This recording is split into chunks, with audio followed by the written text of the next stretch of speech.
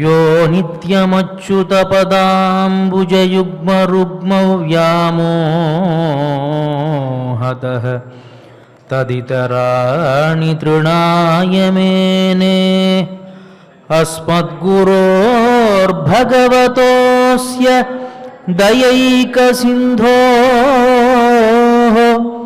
रामानुजस्य चरणौ शरणं प्रपद्ये।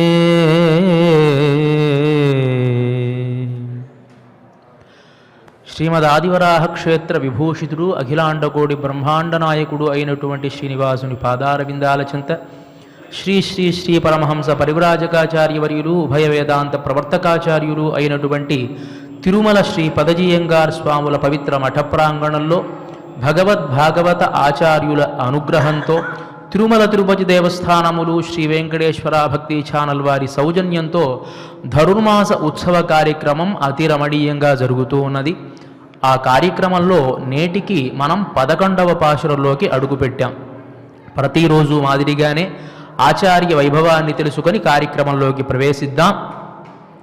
శరీరంచైవ వాచించ బుద్ధీంద్రియ మనాంసి చ నియమ్య ప్రాంజలి తిష్ఠేత్ వీక్షమాణో గురోర్ముఖం అని శాస్త్రం చెబుతుంది. ఆచార్యుల సన్నిధికి మనం వెళ్ళినప్పుడు ఎలా ఉండాలి అనేటువంటిది మనకు శాస్త్రం ఈ విధంగా తెలియజేస్తుంది. వినయపూర్వకంగా ఆచార్యుడి దగ్గర నమస్కారం చేసి ఉండాలి. ఆ సందర్భంలో శరీరము కానీ లేకపోతే మన వాక్కు కానీ బుద్ధి కానీ ఇంద్రియాలు కానీ ఇవన్నీ కూడా మన అదుపులో మనం ఉంచుకొని ఆచార్యుల యొక్క ముఖారవిందాన్ని చూస్తూ నించోవాలిట. ఎందువల్ల అంటే ఆచార్యులు ఏదైనా శ్రీసూక్తులు అనుగ్రహిస్తారేమో అనేటువంటి ఉద్దేశంతో మౌనంగా అన్ని ఇంద్రియాలు నియమనం చేసి ఆచార్యుల దగ్గర నిలబడి ఆచార్యులను సేవించాలి అని ఈ శ్లోకం యొక్క అర్థం. మరి మనం కూడా భగవద్ రామానుజుల సన్నిధిలోకి వెళ్ళినప్పుడు కాషాయశోభి కమనీయ శిఖానివేశం దండత్రయోజ్వలకరం విమలోపవీతం ఉద్యద్దినేశ నిభముల్ల సదూర్ధ్వపుండ్రం రూపం తవాస్తు ఇతిరాజ దృశోర్మమాగ్రే అని ప్రార్థిస్తాం కదా. ఎందువల్ల అంటే ఆ స్వామిని పాదాది మూర్ధపర్యంతం సేవించి మనం కళ్ళు మూసుకొని ధ్యానం చేసేటువంటి సందర్భంలో ఆ రూపం గోచరించడం కోసం. కాబట్టి అలాంటి ఆ భగవద్ రామానుజుల పరంపరలో వేంచేసి ఉన్నటువంటి శ్రీ శ్రీ పదజీయంగార్ స్వాముల వారు చినజీయంగార్ స్వాముల వారు ఇక్కడ వేంచేసి ఉన్నారు. వారికి నా మనఃపూర్వక దండ ప్రణామాలు సమర్పించుకుంటూ ఈ కార్యక్రమాన్ని మంగళకరంగా ఆరంభించవలసిందిగా ప్రార్థిస్తూ ఉన్నాను.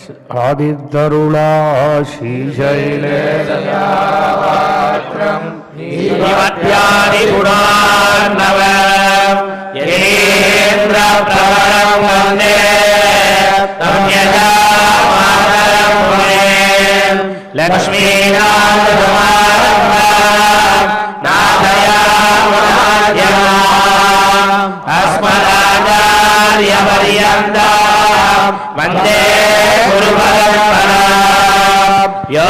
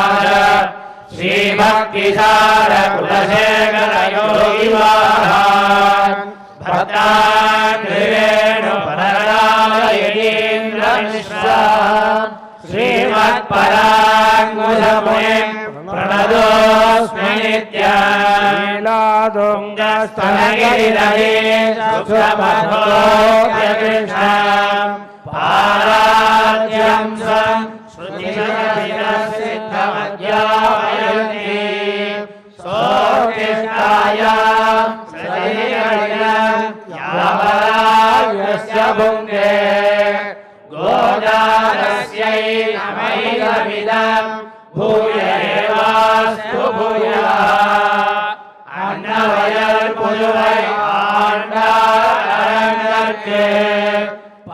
திருப்பாவை பல்பதிய இன்னிசையால் பாடிக் கொடுத்தார் நட்பாமாலை பூமாலை சூடிக் கொடுத்தாரை சொல்லு சூடிக் கொடுத்த சுடற்கொடியே தொல்லாவை பாடி அருளவல்ல பல்வகையாய் நாடி நீர் வேங்கடவர்க்கு என்னையும் மாத்த நாம் கடவா பணமே நல்கு திங்கள் மதி நிறைந்த நாளால் நீராட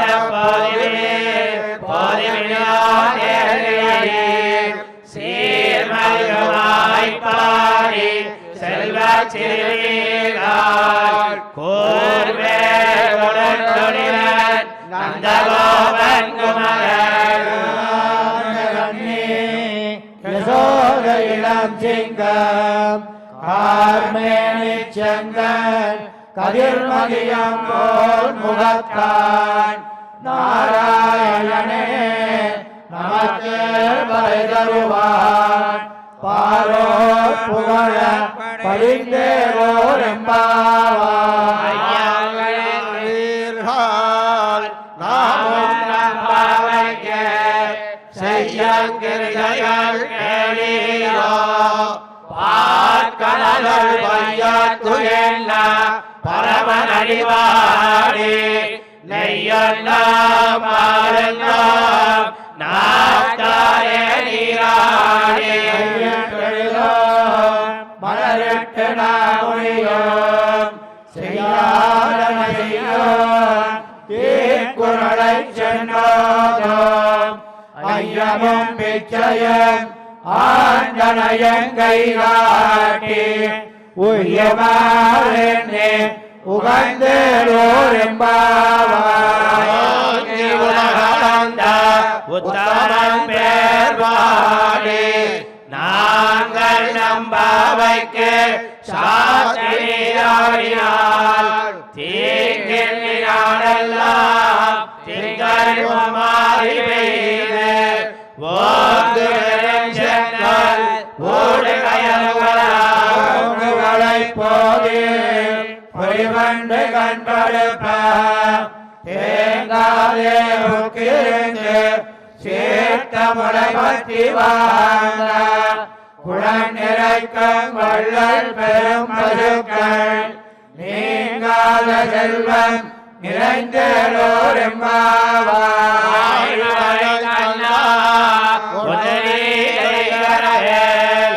ஆடியல் முகந்து கொடாதே ஓடி முதல்வன் உருவம்போல் கைகருத்து பாடியந்தோருடை பற்பனாவன் கையை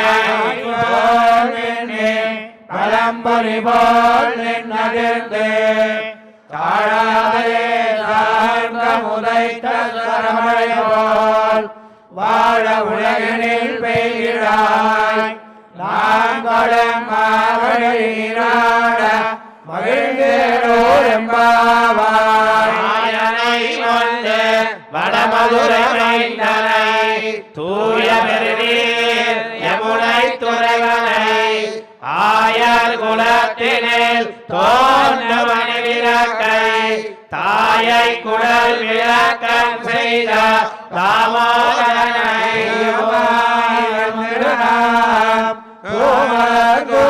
தொழுது பாயினால் பாடி மனத்தினால் சிந்திக்க போய பிழையும் புகுதருவான் நின்னளவும் தீயனு தூசாகவும் செப்பேரோர்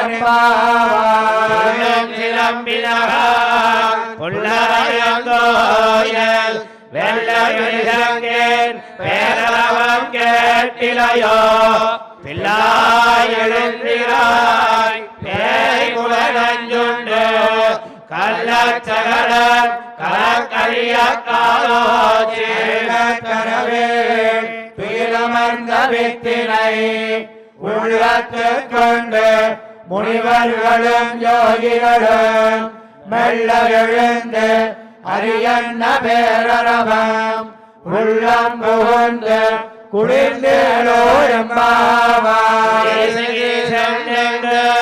ஆனைச்சாத்தன் கலந்து பேசின வேச்சரவம் கேட்டிலையோ வேய்பெண்ணே காசம் பிறப்பம் கலகலப்ப கைமேத்து வாசனரெங்குளாட்சியம் கேட்டிலையோ நாயக பெண்ணிள்ளாய் நாராயணன் மூர்த்தி கேசவனை பாடவும் நீ கேட்டு கிடத்தியோ தேசமுடையாய் திரவேலோர் எம்பாவாய் வானம்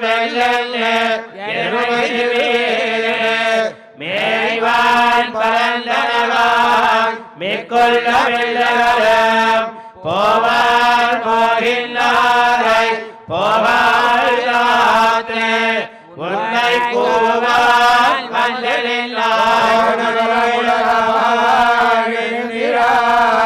பாடிப்படை கொண்டு மாவாய் பிளந்தானை மல்லை மாட்டிய தேவாதி தேவனை சென்று நாம் சேவித்தால் ஆவாவே நாராயண அருளேலோ எம்பாவாய் மணிமாடத்தே சுத்தம் விளக்கெரியா தூபங்கமல துயிலனமே கண்களரும் மாமான் மகளே மணிக்கதவந்தாள் திரவாய் மாமீரவளை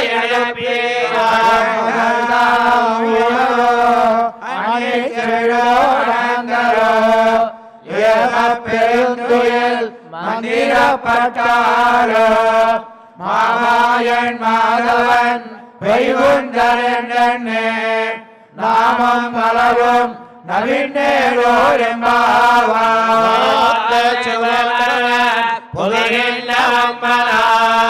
மாத்தவந்தாரோ வாசல் திரவாதார் நாட்டத்துழாய் முடி நாராயணன் நம்மாய் போற்ற பரதம் பொன்னியனாழ்ந்த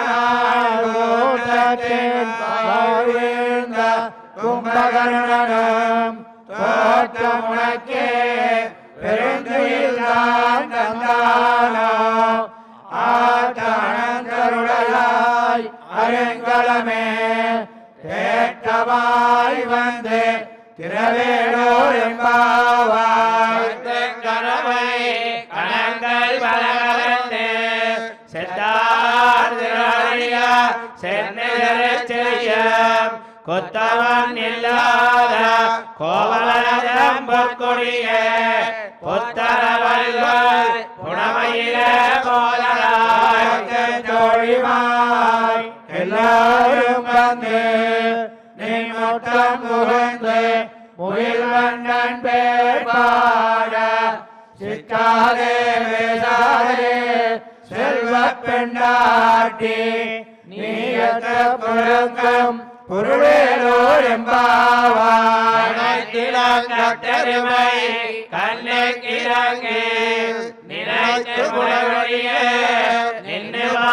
சோரா அனைத்தெல்லாம் சேராக்க நற்செல்வந்தங்காய் பனித்தலைவீழ நின் வாசல் கடபத்தே நிலங்கை கோமானை செத்த மனத்து கிளியானை பாடவும் நீ வாழ்கிறவாய் இனித்தார் எழுந்திராய் ஈரன்ன பேருலகம் அனைத்தில்லத்தாரும் அறிந்தேலோர் எம்பாவாய் பொல்லாவரக்கனை சொல்லி களைந்தானை கீர்த்தி பாடி போய் பிள்ளைகள் எல்லாரும் பாவை கலம்புக்கார் வெள்ளி எழுந்து யாரும் உறங்கி போதறி கண்ணினாய் குள்ள குளிர குடைந்து நீராடாதே பள்ளி கிடத்தியோ பாவாய் நன்னாளால் கள்ளம் தவிர்ந்து கலந்தேலோர் எம்பாவாய் புலக்கடை தோட்டத்து மாவியோர் செங்கடீர் வாய் எழுந்து ஆம்பல் வாய் கோம்பினகான் செங்கல் கொடிக்கூரை வெண்கள் தவத்தவர் தங்கள் திருக்கோயில் சங்கிடுவான் போதந்தாய் எழுப்புவான் வாய் பேசும் நங்காய் எழுந்திராய் நாடாய் நாவுடையாய் சங்கொடு சக்கரம் ஏந்தும் தடக்கையர் பங்காய கண்ணானை பாடேலோர் எம்பாவாய் இளங்கிளிய என்ன முழங்கிளியோ செல்லல் நடையேன் மேல் நங்கவே போதருகின்றேன் வல்லையன் கட்டுரைகள் பண்டேயன் வாயறிதம் வல்லீர்கள் நீங்களே நானே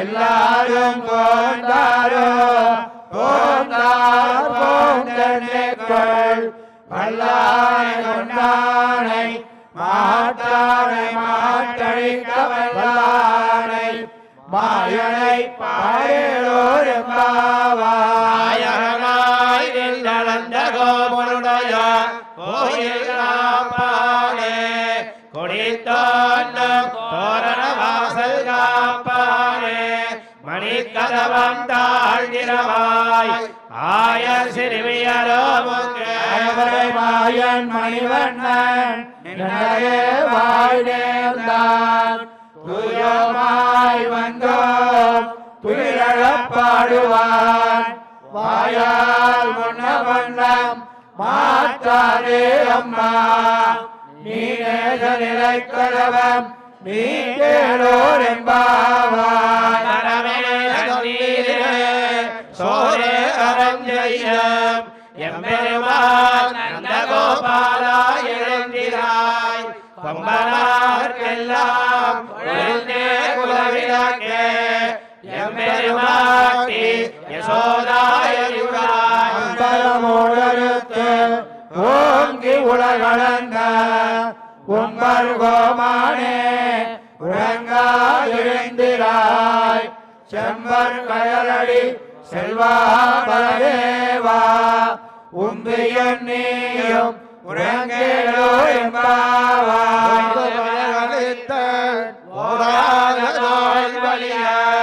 நந்தகோபாலன் மருமகளே நப்பின்னாய் கந்தங்கமர்கள் குடலி கடையிறவாய் வந்தங்கம் கோடி அழைத்தனவாய்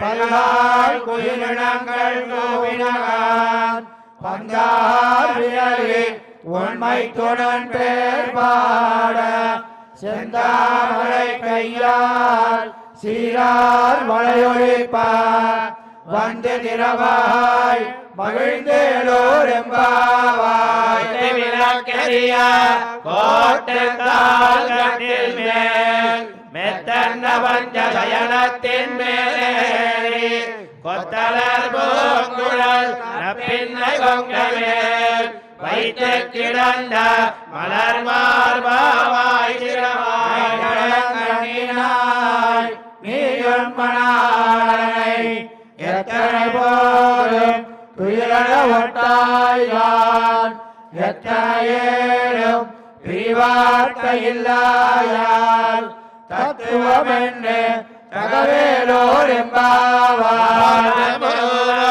அமரர்த்து மஞ்சனே கப்பல் தவிர்க்கும் களியே துயிலாய் செப்பமுடையாய் திரளுடையாய் செத்தாக்கு வெப்பம் கொடுக்கும் விமலாய் சிறுமருங்கள் நப்பெண்ணங்காய் திருவே துயிலாய் ஊக்கவன் கட்டொழியும் தங்கொன் மணாளனை இப்போதே எம்மை நீராட்டேரோரெம்பாவாய்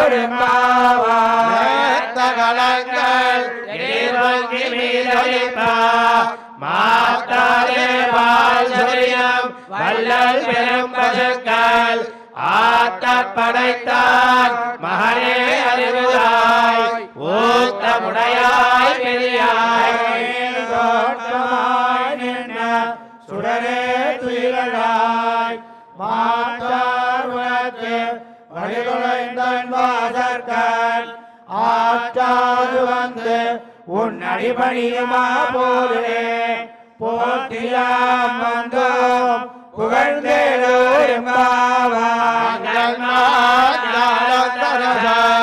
அபிமான பங்கமாய் வந்து நின் பள்ளி கட்டிலே சங்கமிருப்பார்போல் வந்து தலை பெய்தோம் கிங்கிரிவாய் செய்த தாமரை போலே எம்மேல் விழியாவோன் திங்களும் ஆதித்யனும் எழுந்தாற்போல் அங்கள் இரண்டும் கொண்டு எங்கள் மேல் நோக்குரியேன் எங்கள் மேல் சாபம் இழிந்தேரோரெம்பாவாய் மலை உலகில் மல்லி கிடந்துரங்கம் சீரிய சிங்கம் அறிவொத்து தீவிழித்து வேறி மயில் பொங்க எப்பாடும் பெண்துதறி மூலிருந்து முழங்கி புறப்பட்டு நீ பூவை பூவண்ணா உன் கோயில் என்று எங்களே போந்தருளே கோப்புடைய சீரிய சிங்காசனத்திலிருந்து யாம் வந்த காரியம் ஆராய்ந்தருளேரோரெம்பாவாய் சென்னங்க தென்னிலங்க செத்தாய் பொன்ன சகர புதைத்தாய் புகழ்வோனே கண்ணு குளிராய் எரிந்தாய் கல்கோத்தாய் குணம் போத்தே வெண்ணு வளைகெடுக்கும் நின் கையில் வேல் போற்றே என்னண்டன் சேவகமே ஏத்திப்படை கொள்வான் என்று யாம் வந்தோம் இறங்கேரோரெம்பாவாய் மகனாய் பிறந்து ஓரிரவில் ஒருத்தி மகனாய் ஒழித்து வளரா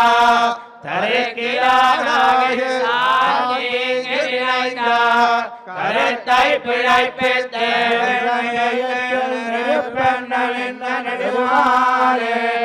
உன்னை எடுத்து வந்தோம் பரதரியாவில் திருத்தக்க செல்வமும் சேவகமும் யாம் பாடி வருத்தமன் தேர்ந்து மகிழ்ந்தேரோரெம்பாவாய்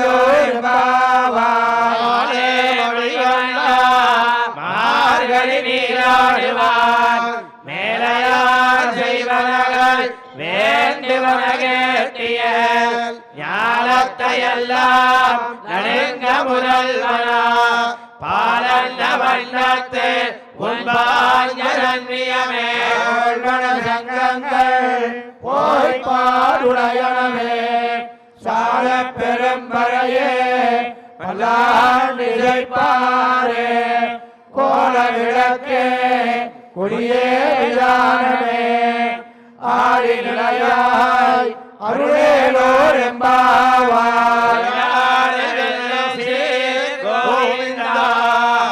ஒன்றனை பாடி பரகண்டு யாம் பெரு சன்மானம் நாடு புகழம் பரிசினால் நன்னாக சூடகமே தோல் வளையே தோழே செவிப்பூவே பல்கலனும் யாமணிவோம் ஆடையுடுப்போம் அதன் பின்னே பால் சோறு மூடனை பெய்து முழங்கை வழிவார கூடியிருந்து குளிர்ந்தேரோரெம்பாவாய் கோவிந்தா ஒன்றன்னை பாடி பரகொண்டு யாம் பெரு சன்மானம் நாடு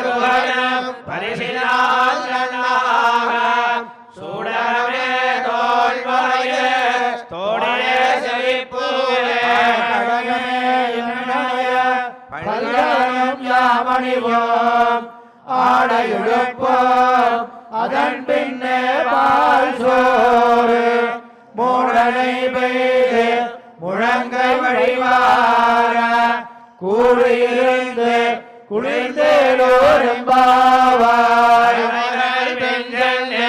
காணம் சேர்ந்தோம் அறிவங்கமில்லாத ஆய்குலத்தே ஒன்றனை பிறவி பெருந்தனை புண்ணியம் யாமுடையோம் குறைவங்கமில்லாத நமக்கிங்கொழிக்க ஒழியாது அறியாத பிள்ளைகளும் அன்பினால் ஒன்றனை திருவேரணைத்தனவும் சீரியருளாதே இறைவாணி தாராய் பறையலோரெம்பாவாய் காலம் சேர்ந்தோம் அறிவல்லமில்லாத ஆய்குலத்தே ஒன்றனை பிறவி பெருந்தனை புண்ணியம் யாவுடையோம் குறைவல்லமில்லாத கோவிந்தா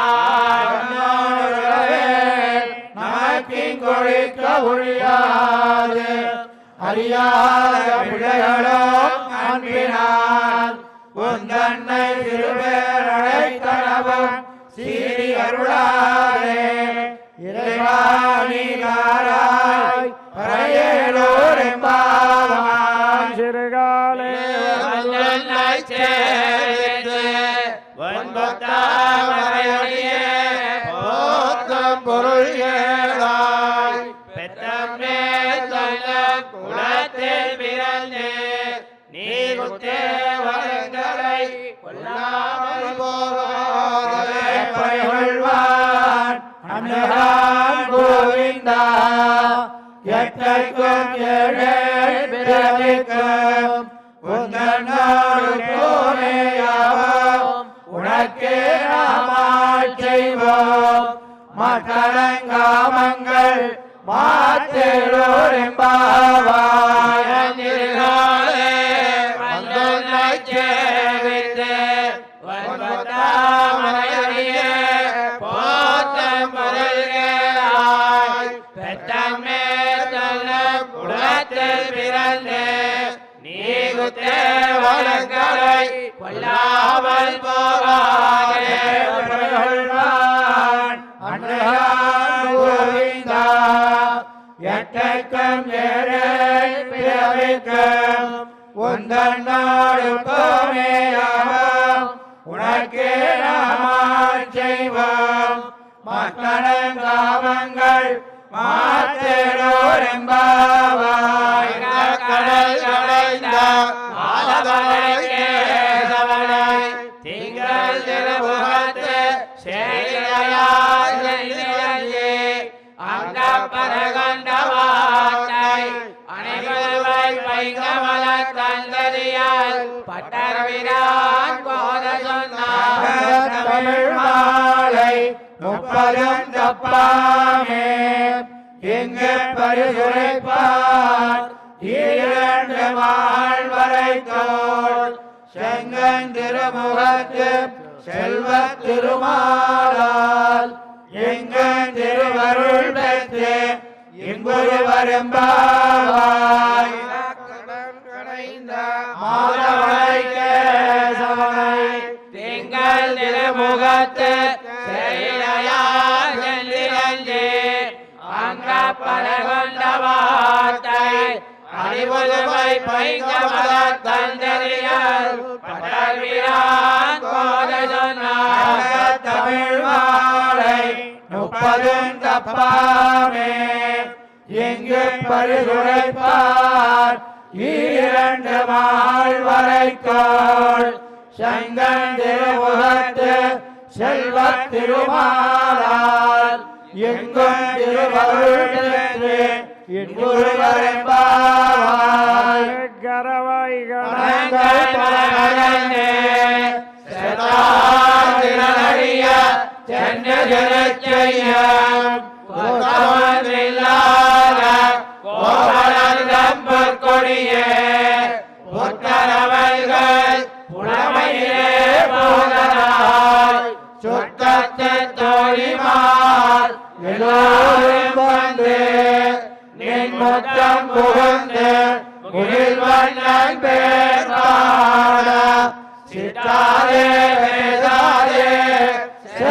பெண்டாட்டி நீயற்ற குரங்கும் பொருளேலோரெம்பாவாய்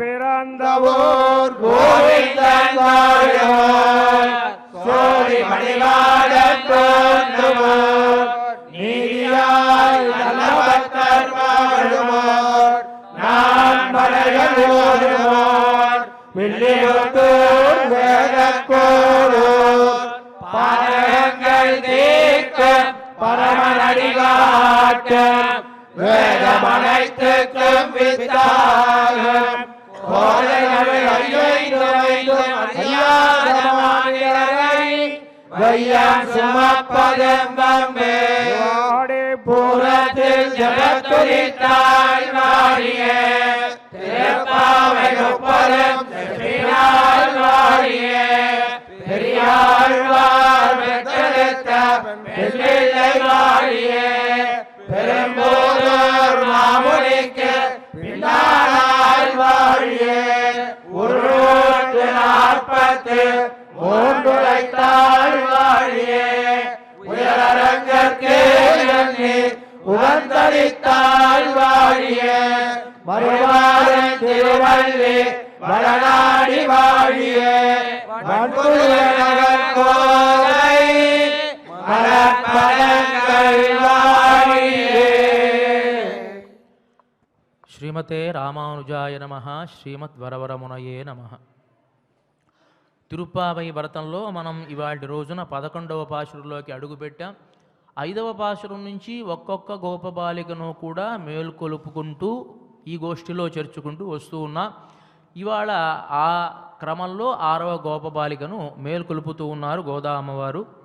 ఈ గోపబాలికకు ఉండేటువంటి విలక్షణత ఏమిటి అంటే కృష్ణుడికి సమానమైనటువంటి ఐశ్వర్యం, సమానమైనటువంటి వయస్సు, సమానమైనటువంటి గుణాలు అన్నీ కూడాను ఈ గోపికలో ఉన్నాయి అని పేర్కొంటూ ఉన్నారు. మనకు పురాణం అంటూ తుల్యశీల వయోవృత్తాం, మనం వ్యావహారికంగా కూడా చెప్తాం. ఈడు జోడు అంటాం కదా. ఈడు అంటే సమానమైనటువంటి వయస్సు, ఆ రూపము, తర్వాత ఐశ్వర్యం, ఇది ఈడు జోడు అని ఉపయోగించినట్లే తుల్య శీల వయో వృత్తాం. శీలము ఒక మనిషికి ఏ నడవడైతే ఉంటుందో ఆ నడవడికి తగినటువంటి నడవడి ఉండేటువంటి లక్షణము. శీల వయ, ఆ వయస్సుకి తగినటువంటి అనుకూలమైనటువంటి వయస్సు. వృత్తాం నడవడిక. ఇవన్నీ తుల్యశీల వయోవృత్తాం అని చెప్పి శాస్త్రం పేర్కొంటుంది. అదేవిధంగా ఇవాల్టి గోపబాలికకు కృష్ణుడికి ఎంత ఐశ్వర్యం ఉన్నదో, కృష్ణుడికి ఎంత ఆభిజాత్యం ఉన్నదో, కృష్ణుడి యొక్క కులానికి ఎంత వైభవం ఉన్నదో ఈమె కులానికి కూడా అంత వైభవం ఉన్నది అని కీర్తించి వాటి గోపబాలికను తమ గోష్ఠిలో కలుపుకొని ముందుకు సాగుతారు గోదామ్మవారు. ముందుగా ఈ పాశురం యొక్క అర్థాన్ని, తాత్పర్యాన్ని తెలుసుకొని మనం విశేషార్థంలోకి ప్రవేశిద్దాము. కత్తిక్కరవై కడంగళ్ పలహరందు అని అనేకమైనటువంటి గోవులట. ఆ గోవులన్నీ కూడాను దూడలతో కలిగి ఉంటాయి. ఎలా ఉంటాయి అంటే ఆ గోవులు కూడా దూడల్లానే ఉంటాయట. ఇలాంటి సమూహం ఏదైతే ఉంటుందో కణంగళ్ పల కరంద్ పల, గణంగళ్ పల, అలాంటి సమూహాలే చాలా సమూహాలు ఉన్నాయట. లెక్క పెట్టనలవి లేనటువంటి సమూహాలు ఉన్నదట ఈ గోపబాలిక పల కరంద్. అలాంటి ఆ గోవులన్నిటికీ కూడాను పాలు పితికేటువంటి వారు శతార తిరలయ్య చంద్ర చెరు చెయ్యం. ఎవరైనా తమకు విరోధులు ఉంటే వారి దగ్గరకే వీరు వెళ్ళి వారిని జయించి వచ్చేటువంటి స్వభావం కలిగినటువంటి వారు చంద్ర చెరు చెయ్యం. కుట్రమొన్నిల్లాదా, ఎలాంటి దోషము లేనటువంటి వారు అయినటువంటి కుటుంబానికి సంబంధించినటువంటి కోవలరథం పొర్కొడియే. ఈ గోకులలో ఉండేటువంటి వారికి ఒక మణి తీగ వంటిదానా పొర్కొడియే. పుత్తరవల్హుల్, ఆమె శరీరం యొక్క సౌందర్యాన్ని వర్ణిస్తూ ఉన్నారు. పుత్తరవల్హుల్, పాము ఏ విధంగా ఉంటుందో అంత సన్నగా ఉండేటువంటి జఘనం కలిగినటువంటిదానా పుత్తరవల్హుల్. పునమయిలే, అడవి నెమలిలాంటి విలక్షణత కలిగినటువంటి దాన. పుత్తర్వల్హుల్ పునమయిలే పోదరాయ్ శుత్తత్తు తోழிమార్ ఎల్లారు మందు. మీ చుట్టుపక్కల ఉండేటువంటి ఈ గోపబాలికలంతా కూడాను వచ్చి నిన్ ముత్తంపు హుందు నీ వాకిటిలో నిలిచి ముహిల్వಣ್ಣన్ పేరుబాడా నీలమేఘశ్యావుని యొక్క కీర్తన చేసుకుంటూ ఉంటే చిత్తాదే పేషాదే కనీసం మారు మాట్లాడకుండా చిత్తాదే పేషాదే శిల్వపెండాటి అనేక ఐశ్వర్యం కలిగినటువంటి దానా శిల్వపెండాటి నీ ఎత్తుక్కురంగుం పొరుల్ ఇంకా ఎందుకు నిద్రిస్తూ ఉన్నావు, కారణమేమిటి అని ఈ పాశురంలో ఉండేటువంటి భావం. కారణమేమిటి, మా సమూహంలో కలు అని చెప్పి ఈ పాశురం యొక్క పైన ఉండేటువంటి అర్థం. ఇక లోపల ఉండేటువంటి అర్థాన్ని మనం చూద్దాము. కత్తు కరవై కణంగళ్ పల కరంద్. కత్తు కరవై లేగదూడలు కలిగినటువంటి ఆవులు, ఆ ఆవులు కూడాను లేగదూడల్లానే ఉంటాయి. ఇలాంటి ఈ గోవులన్నీ కూడా లెక్క పెట్టడానికి అలవి కాకుండా ఉండి అవి గణంగళ్ పల అలాంటి సమూహాలు పల చాలా ఎక్కువగా ఉన్నాయట. వాటి యొక్క పాలు వెతికేటువంటి వాళ్ళు ఏమిటండి, ఆ సమూహాన్ని లెక్క పెట్టాలి అంటే మన పాపాలని లెక్క పెట్టాలి అంటే ఎంత కష్టమో, భగవంతుడి యొక్క గుణాలు లెక్క పెట్టాలి అంటే ఎంత కష్టమో, అక్కడ ఉండేటువంటి గోవుల యొక్క సమూహాన్ని లెక్క పెట్టాలి అంటే అంత కష్టం. కాబట్టి గణంగళ్ పల మరి ఆ గోవులకి ఏమిటండి విచిత్రం, అవన్నీ కూడా లేగదూడలు ఉన్నా కూడాను గోవుల్లానే ఎలా ఉంటాయండి అంటే, కృష్ణుడు ఎప్పుడైతే అవతరించాడో, కృష్ణుడు అవతరించినటువంటి తర్వాత అన్నిటికీ కూడా ఒకే వయస్సట, అన్నిటికీ కూడా ఒకే వయస్సు. పరమపదంలో ఉండేటువంటి ముక్త పురుషులందరికీ కూడాను 25 ఏళ్ళు మాత్రమే ఉంటాయట. వాళ్ళు చూస్తే అలాగే ఉంటారు. 25 వర్షీయా 25 ఏళ్ల వాళ్ళు ఎలా ఉంటారో అలాగే ఉంటారు. ఏమిటండి 25 ఏళ్ల వాళ్ళు లెక్క అంటే, 25వ తత్వము జీవతత్వం అట. 24 తత్వాల తర్వాత ఉండేటువంటి 25వ తత్వము జీవతత్వం అయితే 26వ తత్వము పరమాత్మ యొక్క తత్వము. అందువల్లే కాంచీపుర వరదరాజస్వామి దేవాలయానికి మనం వెళ్ళినప్పుడు 24 మెట్లు ఉంటాయి. 24 మెట్లు అధిరోహించేటువంటి 25వ తత్వమైనటువంటి ఈ జీవుడు 26వ తత్వమైనటువంటి ఆ పరమాత్మను సేవిస్తూ ఉన్నాడు అనేటువంటి ఆ దృష్టాంతాన్ని చూపించడానికి 24 మెట్లు పెట్టి 25వ జీవుడు వెళ్ళేట్టుగాను పరమాత్మ సందర్శనం చేసుకునేట్టుగాను పెద్దలు భావించే విధంగా అక్కడ ఏర్పాటు చేశారు. మరి ఇక్కడ ఉండేటువంటి ఈ గోవులు కూడాను కేవలం చిన్న చిన్న గోవుల్లానే అన్నీ ఉంటాయేమిటండి, ఎలా కుదురుతుంది అంటే, అది కూడా పరమాత్మ ఎప్పుడైతే అవతరించాడో పరమపదం ఎలా ఉందో అలాగే రంజిస్తూ ఉంది ఆ గోకులం అంతా కూడాను. సరే, ఇది ఇలా ఉంది అంటే అక్కడ భాగవతంలో ఒక ఇతివృత్తాన్ని చెబుతారు. ఎప్పుడైతే మధురా నగరానికి చాణూర ముష్టికాసురుల్ని సంహరిద్దామని కృష్ణ పరమాత్మ వెళ్ళాడో, తన పరాక్రమాన్ని చూపించేందుకు కంసుడు ఏం చేశాటయ్యా అంటే, జైల్లో బంధించి ఉన్నటువంటి వసుదేవుణ్ణి తీసుకుని వచ్చి బయట కూర్చోబెట్టి, చూడు నీ పిల్లవాడిని ఎలా సంహరిస్తూ ఉన్నారో, నీ ముందే మేము సంహరిస్తాము అని చూపించడం కోసం ఆ వసుదేవుణ్ణి తీసుకుని వచ్చి ఒక సింహాసనం పైన కూర్చోబెట్టి యుద్ధం జరుగుతూ ఉంది. ఎప్పుడైతే అక్కడ ఉండేటువంటి ఆ కృష్ణ పరమాత్మను చూచాడో వర్ణిస్తారు కదా, యువేన వసుదేవో భూత్ విహాయాభ్యాగతాంజర. అభ్యాగతాంజర తనకు వచ్చినటువంటి ఆ వార్ధక్యాన్ని విడిచిపెట్టి యువేన వసుదేవ అభూత్, వసుదేవుడు యువకుళ్ళా మారిపోయాట. ఎప్పుడైతే కృష్ణ పరమాత్మను చూచాడో తాను కూడా తన వార్ధక్యాన్ని విడిచిపెట్టి యువకుడయ్యాడు అని చెప్పి భాగవతమే కీర్తిస్తూ ఉంది.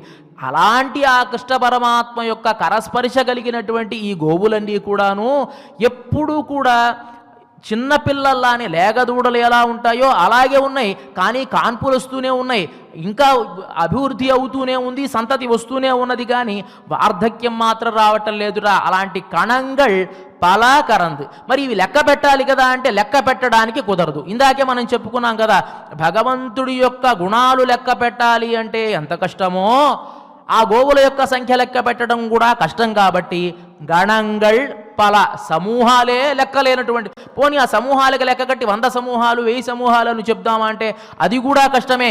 గణంగళ్ పలకరంద్ అని కీర్తిస్తారు గోదామ్మవారు. భగవంతుడి యొక్క కళ్యాణ గుణాల గురించి చెబుతూ శాస్త్రం చెబుతుంది కదా, అసంఖ్యేయాస్తు విజ్ఞేయా గుణా దోషాశ్చ శార్ణిణ. భగవంతుడి యొక్క గుణాలు అసంఖ్యాకములైనటువంటివి, గుణాలు కానీ దోషాలు కానీ అంటే మనకి వెంటనే అనుమానం వస్తుంది. ఏమంటే గుణాలు అన్నారు కదా, దోషాలు అన్నారు కదా, మరి గుణాలు సరి లెక్క పెట్టలేనటువంటిది మేము అంగీకరిస్తాము, భగవంతుల్లో దోషాలు కూడా ఉంటాయండి అని అంటే దానికి అంటారు కదా ఆనంతత్యాత్ ప్రథమో రాశి. గుణాలేమో చాలా ఎక్కువ ఉన్నందువల్ల లెక్క పెట్టలేము, పోనీ దోషాలు లేవు కాబట్టి లెక్క పెట్టలేము. ఒకటేమో ఎక్కువగా ఉన్నందువల్ల లెక్క పెట్టలేము, ఒకటి అసలు లేకపోవడం వల్ల లెక్క పెట్టలేము. అభావాత్ ఇదేమో దోషం లేకపోవడం వల్ల లెక్క పెట్టలేము. అందువల్లే రామాయణంలో ఎప్పుడైతే దశరథ మహారాజు నేను నా కుమారుడికి రాజ్యాన్ని ఇద్దాము అనుకుంటున్నాను, యువరాజ్య పట్టాభిషేకం చేద్దాను అని అనుకుంటున్నాను అని ఎప్పుడైతే ప్రకటించాడో తేతమూచురు మహాత్మానం విమానం కంపయన్నివా, ఒక్కసారిగా జయ జయధ్వానాలు మోగాయట. ఎలా మోగాయి అంటే తేతమూచురు మహాత్మాన్ విమానం కంపయనివా, అక్కడ రాజప్రసాదమే అదిరిపోయేట్టు హర్షాతిరేకాలు మోగాయి. వెంటనే దశరథ మహారాజుకు అనుమానం వచ్చింది. ఏమిటి, నేను నా రాజ్యాన్ని ఉత్తరాధికారిగా రాముడికి ఇస్తాను అనగానే ఇంత హర్షం వ్యక్తం చేస్తూ ఉన్నారే, ఇంతకాలం రాజ్యం పాలించినటువంటి నేను దుర్మార్గుణ్ణా అనేటువంటి అనుమానం కలిగి వశిష్ఠుని పిలిచి అడిగాట, ఏమయ్యా ఏదన్నా న్యాయం ఉన్నదా, నేను రామచంద్రమూర్తికి రాజ్యాన్ని ఇస్తాను అనగానే ఇంత ఆనందం ఉంది, ఇప్పుడు దుర్మార్గుడైనటువంటి వాడు నేను వదిలేస్తున్నా అంటే అబ్బా చాలా సంతోషం రా మహానుభావుడా అన్నట్టుగా అంత ఆనందాన్ని వ్యక్తం చేశారే, ఏమిటి నాలో దోషాలు ఏవైనా ఉన్నాయా అంటే లేదు లేదు రాజా, 99 మంచి లక్షణాలు నీ దగ్గర ఉన్నాయి, ఒకటే ఒక దోషం ఉన్నది అన్నట్ట. అదేమిటి నా దగ్గర ఒక దోషం ఉందా, ఏమిటి ఆ దోషం అని అడిగాట. ఒక్క దోషమే రాజా నీ దగ్గర, రామచంద్రమూర్తిని పిల్లవాడిగా పొందడం. కాబట్టి ఆయన వచ్చిన తర్వాత నీ గుణాలేమి ప్రకాశించవు, అదే నీ దోషం తప్ప ఇక నీ దోషం ఏమీ లేదు. రామచంద్రమూర్తిని కనడమే నీ దోషము, అది కన్న తర్వాత నీకుండేటువంటి గుణాలన్నీ మరుగుపడిపోయాయి, రామచంద్రమూర్తి గుణాలే చాలా ఎక్కువైనటివి అంటూ బహవో నృప కళ్యాణ గుణా పుత్రస్య సంత్యతే, రామచంద్రమూర్తికి ఉండేటువంటి గుణాలు బహవో నృప కళ్యాణ గుణా, అవి లెక్క పెట్టలేన. మనకి రామాయణంలో మాత్రం ఒక 16 గుణాలు మాత్రం ఏంటి జితక్రోధ కోనసూయక కస్య బిభ్యజి దేవాశ్చ జాతరోషస్య సంయుగే అని చెప్పి ఒక 16 గుణాలు కేవలం చెప్పారే తప్ప వాస్తవానికి ఎన్నో రకాల కళ్యాణ గుణాలు రామచంద్రమూర్తి దగ్గర ఉన్నాయి. బహవో నృప కళ్యాణ గుణాపుత్రస్య సంతితే అని చెప్పినట్లుగా ఇక్కడ ఆ గోవులు కూడా లెక్క పెట్టలేనంతటి గోవులు ఉన్నాయి, ఆ సమూహం ఉంది, దాన్ని లెక్క పెట్టలేం. పోనీ ఆ గోవులు ఉండేటువంటి ఆ సంపదను ఏం చేస్తున్నారయ్యా అంటే వీళ్ళు కత్తికరవై కణంగళ్ పల కరందు వాటన్నిటినీ పాలు పితుకుతూ ఉన్నారు. పాలు పితకడము అంటే అన్నిటినీ పాలు పితకాల్సినటువంటి అవసరం వాళ్ళకి లేదండి, బోల్డంత సంపద ఉన్నది. ఎందుకు పితుకుతున్నారు అంటే పాపం అవి చేపుకొచ్చి బాధపడుతూ ఉంటే ఆ బాధ పోగొట్టడం కోసం మాత్రమే పితికేసి వదిలేస్తున్నారట, ఇంకా ఆ పాలు తీసుకోవాల్సిన అవసరం కూడా లేదు. பல கணங்கள் பல కలందు శత్తారు తిరలయ్య చెన్రు చెరు చెయ్యం. ఇక వీళ్ళు ఎలాంటి కులానికి సంబంధించినటువంటి వాళ్ళు అంటే శత్తారు తిరల్ అయ్య, తమకు శత్రువులైనటువంటి వారి యొక్క బలము నశించే విధముగా చెన్రు వారి దగ్గరికే వెళ్ళి చెరు చెయ్యం, యుద్ధం చేసి వచ్చేటువంటి పరాక్రమం కలిగినటువంటి వాళ్ళు. ఎక్కడా భాగవతంలో లేదే మరి యుద్ధం చేసినట్టుగా అంటే మనం ఒక దృష్టాంతాన్ని చెప్పుకోవాలి. ఎప్పుడైతే మధురానగరం నుంచి కృష్ణ పరమాత్మను బృందావనానికి తీసుకుని వచ్చాడో కంసుడు నేరుగా వచ్చి కృష్ణ పరమాత్మని సంహరించవచ్చు కదా, అలా కాకుండా దొంగచాటుగా పూతనని, శకటాసురుణ్ణి, అశ్వాసురుణ్ణి, ప్రళంబాసురుణ్ణి ఇట్లా ఒక్కొక్కడిని పంపించడం ఎందుకు? అంత పరాక్రమం ఉన్నటువంటి వాడైతే వచ్చి నేరుగా కృష్ణ పరమాత్మను సంహరించవచ్చు కదా అంటే లేదే, చేయలేదు ఆయన. దొంగచాటుగా రాక్షసుల్ని పంపించడం, వాళ్ళు చచ్చిపోతే అయ్యో చచ్చిపోయారని బాధపడడం.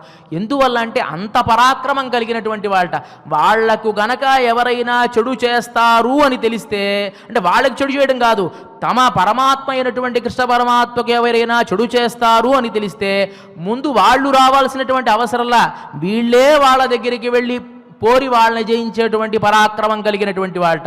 లోకల్లో ఎంతోమంది ఉంటారండి, తామే వెళ్ళి దండయాత్ర చేసేటువంటి వాళ్ళు, కానీ వాళ్ళు జయిస్తారా లేదా అని చెప్పలేం. కానీ వీళ్ళ పరాక్రమం అలాంటిది కాదు, వీళ్ళే వెళ్ళి వాళ్ళని కొట్టి జయించి వచ్చేటువంటి వాళ్ళు. వాళ్ళు ఇక్కడికి వస్తే మన స్థానంలో జయించడం పెద్ద గొప్ప విషయమేం కాదు, వాళ్ళ స్థానానికే మనం వెళ్ళి జయించడం గొప్ప విషయం కదా. అంత పరాక్రమం కలిగినటువంటి వాళ్ళు ఈ గోకులంలో ఉండేటువంటి ఈ వంశానికి సంబంధించిన వాళ్ళు. పోనీ ఇక్కడి నుంచి వెళ్ళి జయించినటువంటి వాళ్ళు ఎవరన్నా ఉన్నారంటే మనకు దృష్టాంతంగా రావణాసురుని చెప్పుకోవచ్చండి. ఆయన గొప్ప వరాన్ని పొందాడు. గొప్ప వరాన్ని పొందినటువంటి తర్వాత మంచి అహంకారం కలిగింది. ఆయన శివపూజ చేసుకుందామని చెప్పి నర్మదా నదీ తీరంలో ఒకానొక సందర్భంలో ఒక సైకతలింగాన్ని ఏర్పాటు చేసుకుని ఆరాధన చేసుకుంటూ ఉన్నాడు. దగ్గరలో కార్తవీర్యార్జునుడు అనేటువంటి ఒక గొప్ప మహారాజు, హైహయ వంశానికి సంబంధించినటువంటి వాడు. ఆయన జలకాలాడుతూ ఉన్నాడు ఆ నర్మదా నదీ తీరంలో.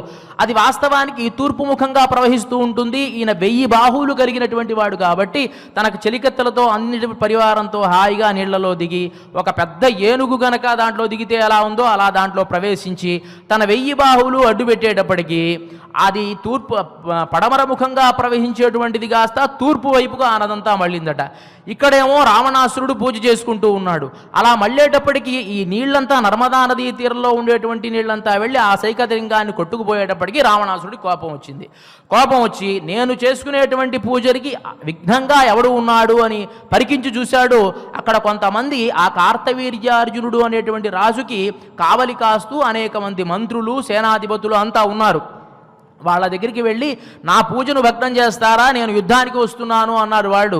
వెంటనే వీళ్ళన్నారు కదా, నువ్వు ఏమనుకుంటున్నావు మా రాజుగారంటే, మా రాజుగారితో నువ్వు యుద్ధం చేయగలవా అన్నారు. మీ మొహం మీ రాజుగారు ఏంటి, నాకు పెద్ద వరవేముంది, నేను ఎవరైనా జయించగలను అన్నాడు. యుద్ధానికి వచ్చాడు. యుద్ధానికి వచ్చి ఇక్కడ ఉండేటువంటి ఈ సైన్యాన్నంతా కూడాను పరిమార్చాడు. కార్తవీర్యార్జునుడి దగ్గరికి వెళ్ళాడు. వెళ్ళగానే ఆ కార్తవీర్యార్జునుడు వీడిని చూసి, ఒరే పిచ్చివాడా, నాతో యుద్ధం చేయడానికి వచ్చావా అని చెప్పి వాడిని తుక్కు చేసి వాడిని బంధించి తీసుకుని వెళ్ళి వాళ్ళ రాజ్యంలో ఉత్తరాఖండలో వస్తుందండి ఇదంతా కూడా. రావణాసురుడు చాలా పరాక్రమం కలిగినటువంటి వాడు అని మనం అనుకుంటాం, కానీ ఉత్తరాఖండలో చూస్తే రావణాసురుడు ఎంతమంది దగ్గర ఓడిపోయాడో, అతన్ని కొంతమంది వదిలేసి వీటితో యుద్ధం చేయడం ఎందుకు అని వెళ్ళిపోయిన వాళ్ళు ఎంతమంది ఉన్నారో మనకు తెలుస్తుంది. ఎప్పుడైతే వరగర్వం వచ్చిందో మొట్టమొదటి వెళ్ళేదే యమలోకానికి వెళ్ళాట. యమలోకానికి వెళ్ళి యముణ్ణి దండిద్దాం అని వెళ్ళేటప్పటికి యముడికి కోపం వచ్చింది.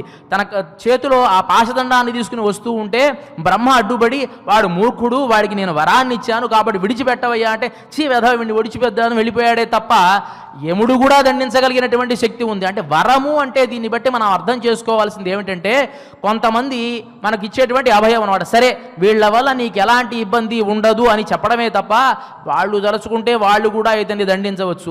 యముడు వదిలేసి వెళ్ళిపోయాడు. తర్వాత ఆ పరాక్రమంతో కార్తవీర్యార్జునుడితో పోరాడి ఓడిపోయి అక్కడ ఉండేటువంటి అంతఃపురంలోనే ఉండేటప్పటికీ బ్రహ్మలోకంలో ఉండేటువంటి పులస్త్య మహర్షి ఆయన వచ్చి పులస్త్యుడి యొక్క మనువడు కాబట్టి ఆయన వచ్చి, రాజా నీ రాజ్యంలో మా మనువడు ఉన్నాడు, ఆయన విడిచిపెట్టవయ్యా అంటే, సరేలే మహానుభావులైనటువంటి మీరు బ్రహ్మకుమారులు వచ్చారు కాబట్టి విడిచిపెట్టేస్తున్నాను అని చెప్పి విడిచిపెట్టాడు. అక్కడ తానే వెళ్ళి పరాక్రమం చూపిద్దామని భంగపడ్డాడు. అక్కడ ఇంకో చోట నేను ఎవరినైనా జయించగలను, ఇక్కడ భంగపడ్డాడు కదా, తాను వానర రాజ్యానికి వెళ్ళాడు వాలి దగ్గరికి, వాలితో పోరాడదామని. వాళ్ళన్నారు కదా, మా ప్రభువు దక్షిణ దిక్కులో ఉండేటువంటి సముద్రంలో అర్ఘ్యప్రదానం ఇవ్వడానికి వెళ్ళారు కాబట్టి ఆయన వచ్చేంత వరకు మీరు ఉండండి అంటే, చిచి నేనుండేదేమిటి, నేను యుద్ధాన్ని చేయాల్సిందే, ఇప్పుడు ఆయన బయలుదేరి వెళ్ళాడు. అక్కడ అర్ఘ్యప్రదానం ఇచ్చేటువంటి వాలి దగ్గరికి వెళ్ళి గట్టిగా పట్టుకుందామని చెప్పి తన 20 బాహువులతో గట్టిగా కౌగిలించుకున్నట్ట. ఆయన వచ్చేటప్పుడే వాలి గమనించాడు. వాలి గమనించి గట్టిగా తన చంకలో ఆ చేతులు కరుచుకొని దక్షిణ సముద్రంలో అర్ఘ్యప్రదానాన్ని ఇచ్చి, మళ్ళీ పశ్చిమ సముద్రంలో అర్ఘ్యప్రదానాన్ని ఇచ్చి, ఉత్తర సముద్రంలో అర్ఘ్యప్రదానాన్ని ఇచ్చి, తూర్పు సముద్రంలో అర్ఘ్యప్రదానాన్ని ఇచ్చి ఒక్కసారి వదిలి వెనక్కి చూస్తే ఈయన ఇక్కడే ఉన్నాడు. దాన్నే అంటారు కదా వేదాంత దేశకుల వారు చమత్కారంగా, విపుల భుజ శైల మూల నిబిడ నిపీడిత రావణ రణ కజనక చతురుదధి విహరణ చతుర కపి కులపతి విశాల హృదయ శిలాతల దారణ దారుణ శిలీముఖ. రామచంద్రమూర్తిని కీర్తిస్తూ ఆ దీంట్లో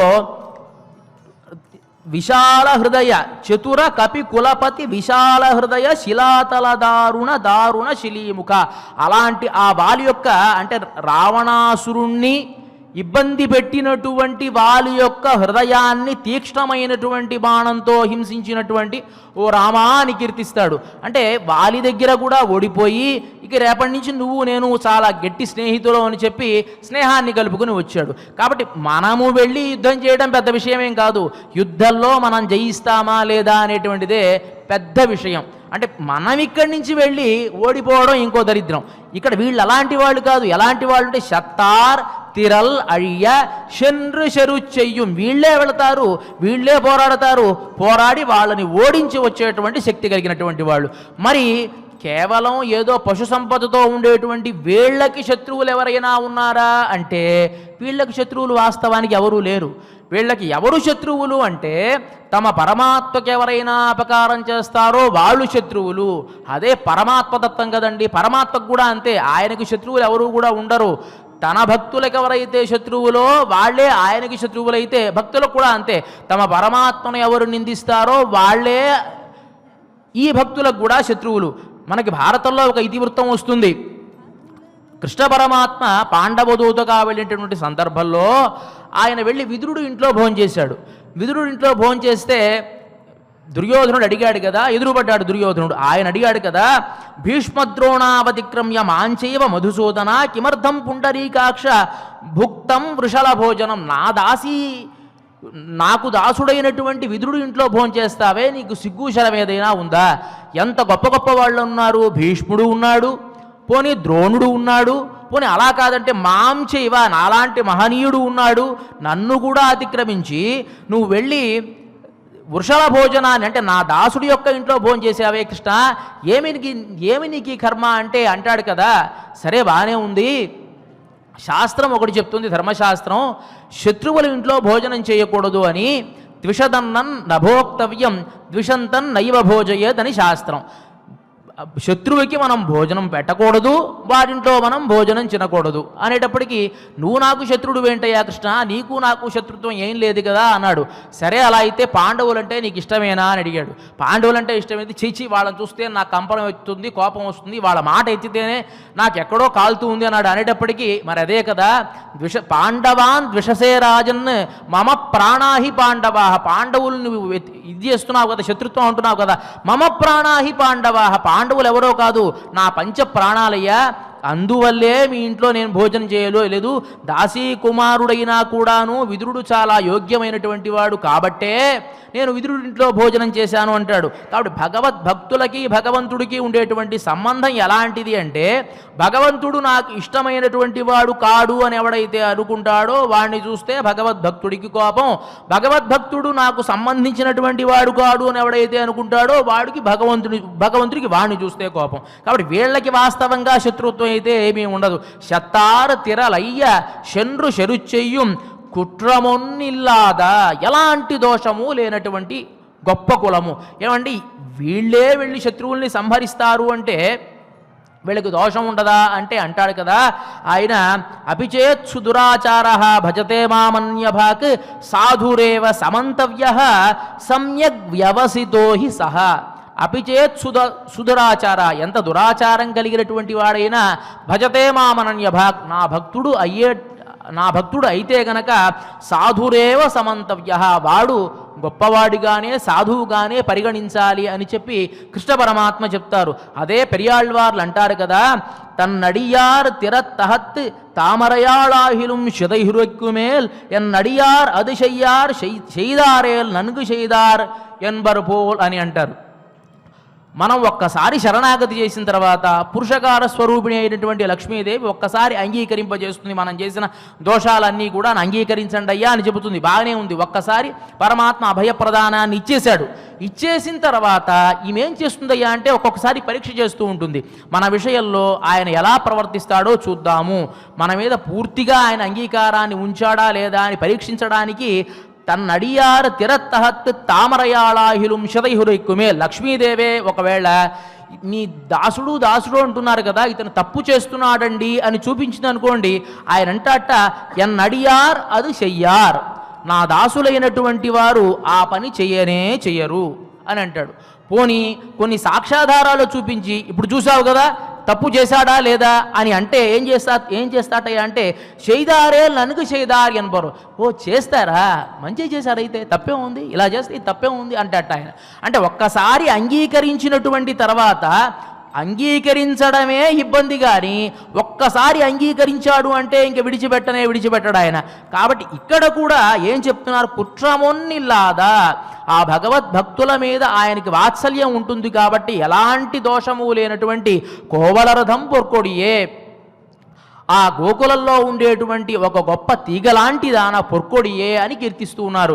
తీగలాంటి దాన, తీగకి ఏంటండి లక్షణము అంటే ఆ తీగ స్వతంత్రంగా ఉండలేదు. అలా వెళుతూ వెళుతూ వెళుతూ ఏదో ఒక చెట్టును ఆశ్రయిస్తుంది, ఏదో ఒక కట్టెను ఆక్రమించి అల్లుకుపోతూ ఉంటుంది. అందువల్లే వేదాంత దేశకుల వారు కూడా కీర్తించేటువంటి సందర్భంలో శ్రీ విష్ణు చిత్త కులనందన కల్పవల్లి శ్రీరంగరాజ హరిచందన యోగ దృశ్యామని కీర్తిస్తారు. శ్రీ విష్ణు చిత్త కులనందన కల్పవల్లి, శ్రీ విష్ణు చిత్తుల వారి కులంలో ఉండేటువంటి ఒక కల్పవల్లి, ఒక తీగ వంటిదానా.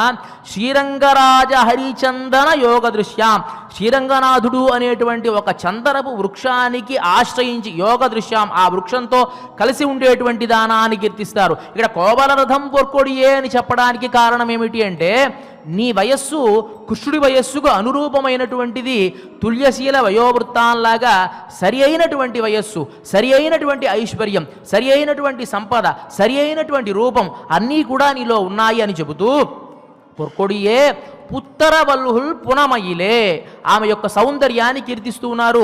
పాము పుట్టలో పడుకుంటే ఎలా ఒదిగి ఉంటుందో సన్నగా, అలాంటి నడుము కలిగినటువంటి దానా.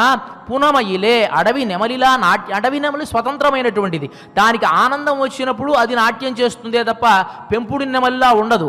అందుకని అడవి నెమలికి ఎంత స్వాతంత్ర్యం ఉంటుందో అంత స్వాతంత్ర్యం నీకు ఉండదు. ఎందువల్ల ఇక్కడ ఈ గోకులంలో ఉండేటువంటి వాళ్ళంతా కృష్ణుడికి సమానమైన రూపం కలిగినది కాబట్టి కృష్ణుడికి వచ్చి వివాహం చేద్దామని నీ గురించి మాట్లాడుకుంటూ ఉన్నారు.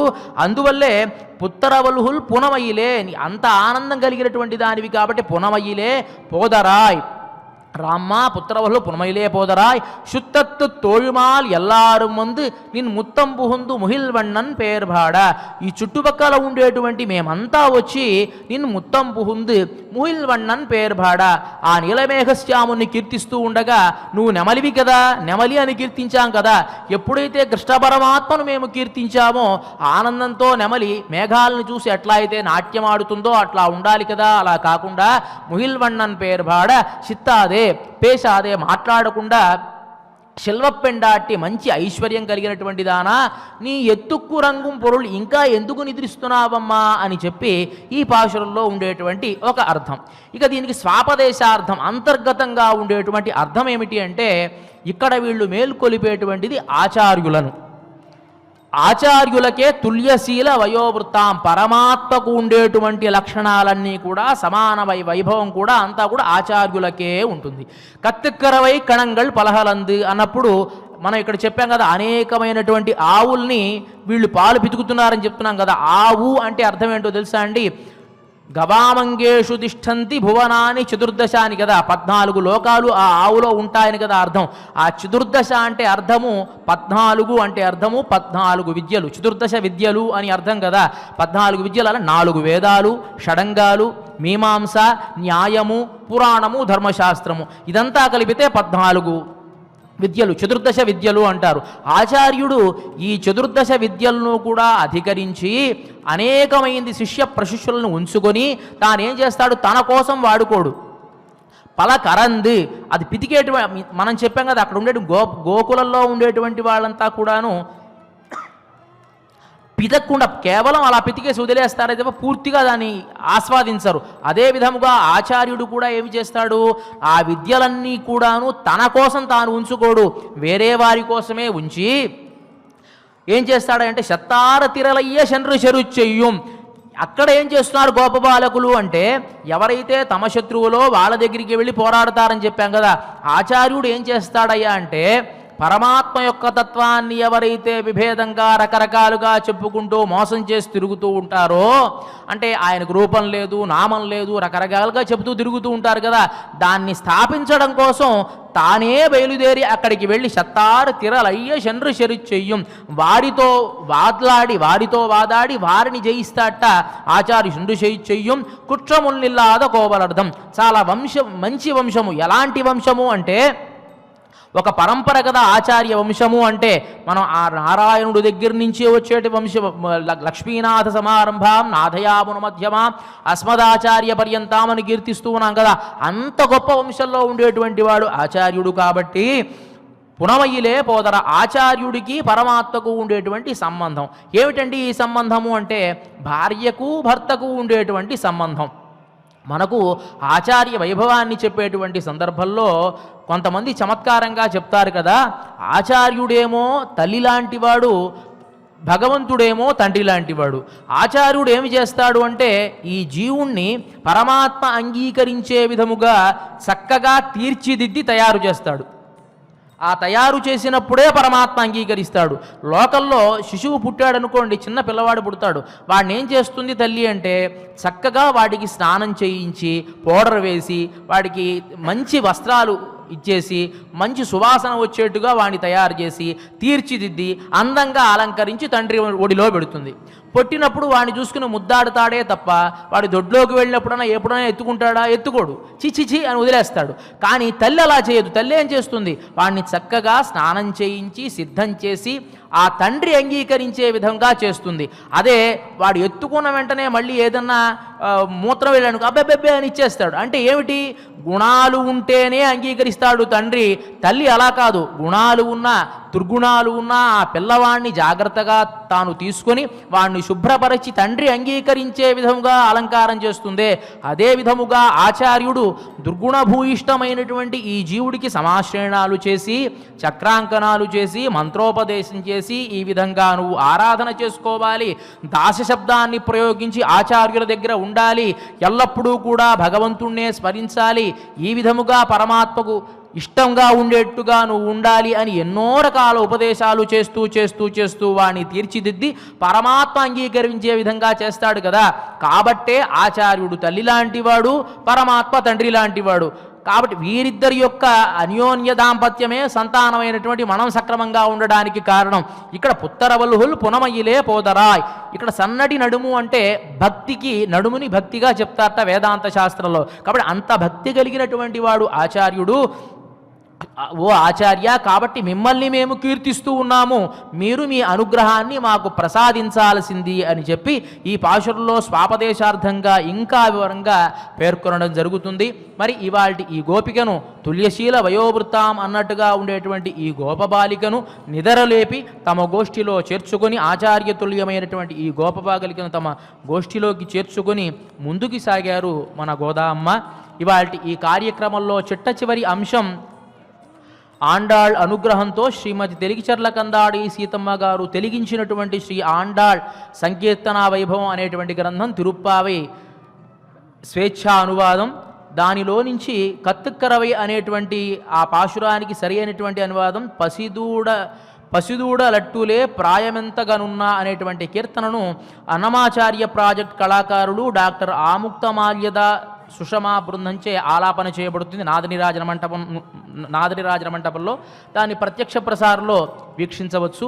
ఇక ఇవాల్టి ఈ కార్యక్రమాన్ని మనం మంగళపూర్వకంగా ముగిద్దాము. అథ క్షమా ప్రార్థనా యదక్షరపద భ్రష్టం మాత్రాహీనం చ యద్భవేత్ తత్సర్వం క్షమ్యతాం దేవ నారాయణ నమోస్తుతే. అథ భగవత్ సమర్పణం కాయేన వాచా మనసేంద్రియైర్వా బుద్ధ్యాత్మనా వా ప్రకృతే స్వభావాత్ కరోమి యద్యత్ సకలం పరస్మై నారాయణాయేతి సమర్పయామి. అధలోకక్షేమ ప్రార్థనా స్వస్తి ప్రజాభ్యః పరిపాలయంతాం న్యాయేన మార్గేణ మహీం మహిషాః. ఓం బ్రాహ్మణేభ్యః శుభమస్తు నిత్యం. లోకాః సమస్తాః సుఖినో భవంతు. అథ మంగళం కోసలేంద్రాయ మహనీయ గుణాత్మనే చక్రవర్తి తనూజాయ సార్వభౌమాయ మంగళం. అస్తు గోపాల బాలాయ నిత్యాయ పరమాత్మనే భక్తవాత్సల్య నిధయే నిత్యభోజ్యాయ మంగళం. శ్రీమత్యై విష్ణు చిత్తార్య మనోనందన హేతవే నందనందన సుందర్యై गोरायै नित्यमङ्गलम् श्रियः कान्ताय कल्याणनिधये निधयेऽखिलम् श्रीवेङ्कटनिवासाय श्रीनिवासाय मङ्गलम्।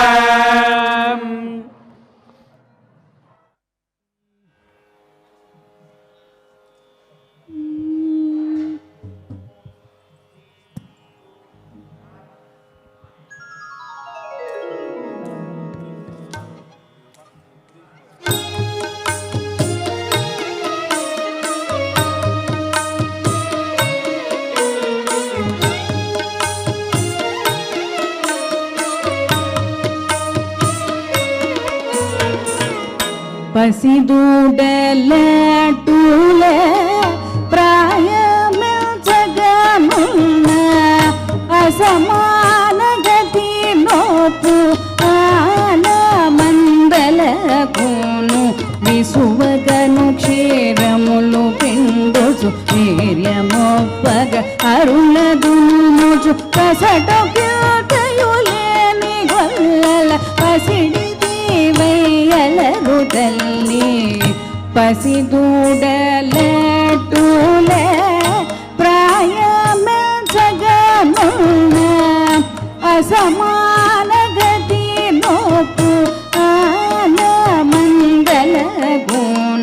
విసువగను క్షీరములు పిండుచు వీర్యమొప్పగ అరులదునుచు కసటు కీర్తయులేని గొల్లల పసిడి వయ్యలరు తల్లి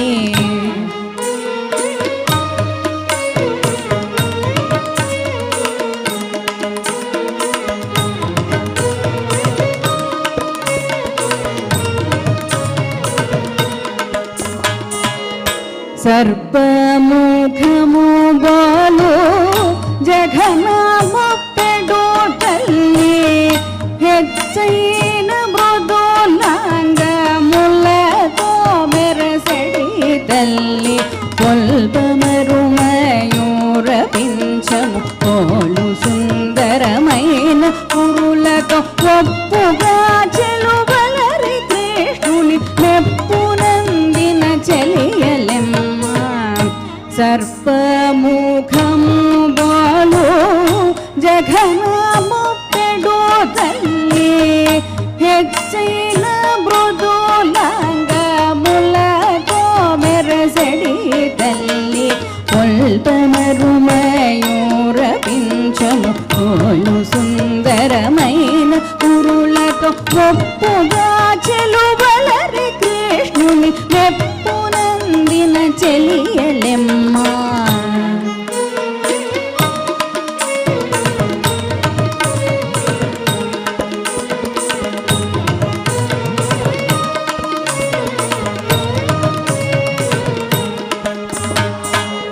మనకు బంధువులైన మగువదరు వచ్చి ఘన నీల దేహుని మనము సేయుచు వనితని తలవాకిటను నిలచినను లేచిన ఎటులైనను కనపడకపోవుటది సరిగద కమ్మగా మాటైన బలుగవు మనకు బంధువులైన మగువలదరు వచ్చి ఘన నీల దేవుని మనము సేయుచు వనితని తలవాకిటను నిలచినను లేచిన ఎటులైనను కనబడకపోవుటది సరిగద కమ్మగా మాటైన బలుగవు